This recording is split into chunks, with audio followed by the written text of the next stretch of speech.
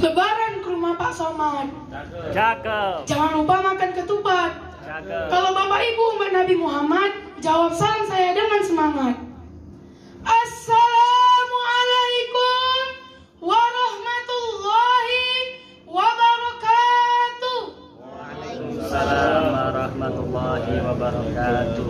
Alhamdulillahilladzi wahabana ni'matas siha wa quwa wa barakatil umri hatta nastati'a an najtami'a fi hadzal makan mubarak.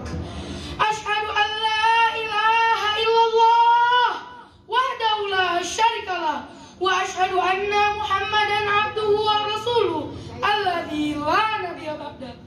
Allahumma shalli ala Muhammad wa ala alihi wa sahbihi ajmain. Amma ba'du. Al-Mukarram Al-Hakim fi hadhihi al-musabaqah wa jami'i asdiqa'il mahbub.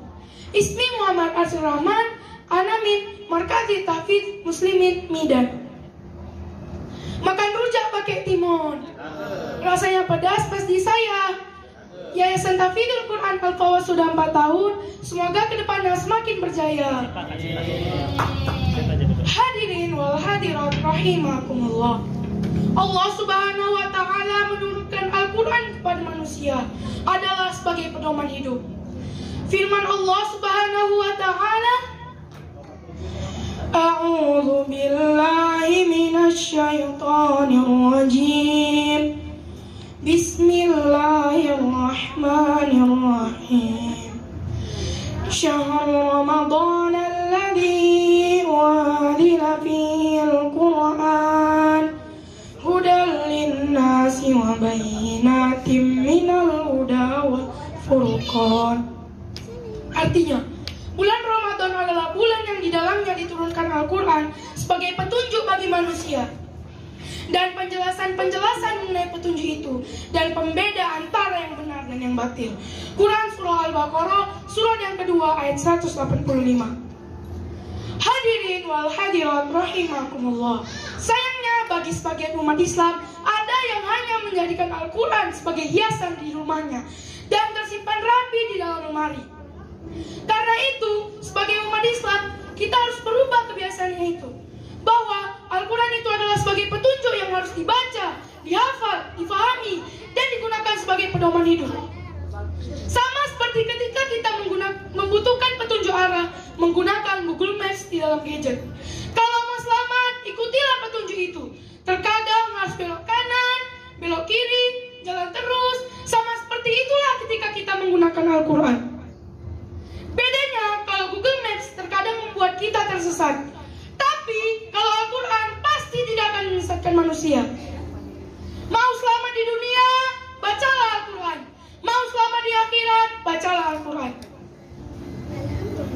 Allah Subhanahu wa ta'ala telah memberikan kemudahan berupa Al-Quran untuk dibaca, dihafal, difahami, dan kemudian dilaksanakan. Hal ini sejalan dengan firman Allah Subhanahu wa ta'ala, Walaqad yassarnal Qur'ana lidzikri fahal mim muddakir. Dan sungguh telah kami mudahkan Al-Quran, maka adakah orang yang mengambil pelajaran? Quran Surah Al-Qamar, surat yang ke-54 ayat 17. Hadirin wal hadirat rahimakumullah. Begitu baiknya Allah Subhanahu wa ta'ala kepada manusia.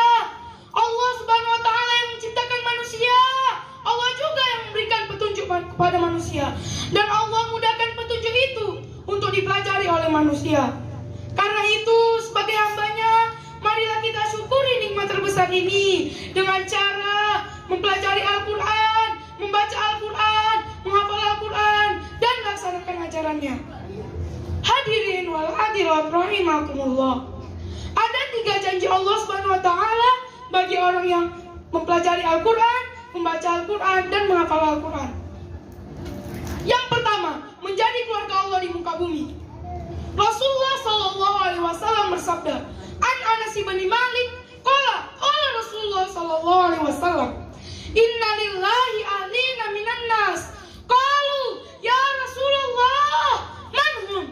Qala, hum ahlul Quran, ahlullahi wa khassatuhu. Artinya, dari Anas bin Malik ia berkata, Rasulullah Shallallahu Alaihi Wasallam bersabda, sesungguhnya Allah mempunyai banyak ahli keluarga dari kalangan manusia. Para sahabat bertanya, wahai Rasulullah, siapakah mereka? Beliau bersabda, ahli Quran adalah ahli Allah dan orang-orang khususnya. Hadis riwayat Ibnu Majah nomor 215. Yang kedua, dinaikkan beberapa derajat saat di surga. An Umar bin Khattab radhiyallahu anhu, qala Rasulullah sallallahu alaihi wasallam, inna Allah yarfa'u bihadzal kitabi aqwaman wa yad'u bihi akharin. Artinya, dari Umar radhiyallahu anhu yang berkata, Rasulullah Muhammad sallallahu alaihi wasallam bersabda, Allah mengangkat derajat beberapa kaum melalui kitab ini, Al-Quran, dan Allah merendahkan derajat beberapa kaum melalui kitab ini pula.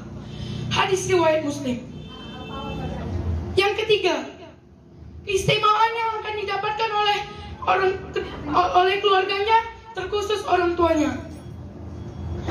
Rasulullah Shallallahu Alaihi Wasallam bersabda, man qara'al Quran wa amila bima fihi ulbisa walidahu tajan yaumal qiyamah. Artinya, barang siapa yang membaca Al-Quran dan mengamalkan isinya, maka akan dipakaikan kepada kedua orang tuanya mahkota pada hari kiamat. Hadis riwayat Hakim. Hadirin wal hadirat rahimakumullah. Itulah 3 janji Allah Subhanahu wa taala bagi para penghafal Al-Quran. Semoga menjadi motivasi bagi kita untuk senantiasa menjadi ahli Quran. Semoga bermanfaat. Yumkinu hatta huna syukran ala ihtimamikum wa atlubul afwan. Nun wal qalami wa ma yasturun. Si Syafiq naik sepedanya kecebur ke sumur. Jangan lama lihat saya, nanti malam tak bisa tidur. Wassalamualaikum warahmatullahi wabarakatuh.